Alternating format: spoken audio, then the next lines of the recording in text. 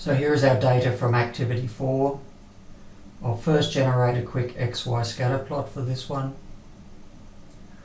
We choose scatter no markers. We're going to add a trend line and also display the equation of the line, which will mean going to more options and display equation on chart. So there's my trend line with the equation on the chart. I'm now going to use the slope and intercept functions to generate the parameters of the same trend line.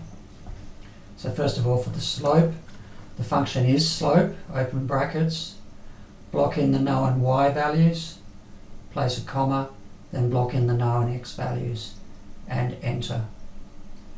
For the intercept,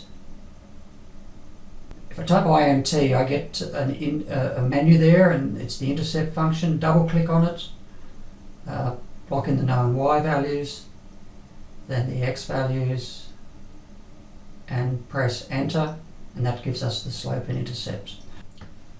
The slope and intercept functions are considered best practice when calculating parameters for trend lines and calibration curves.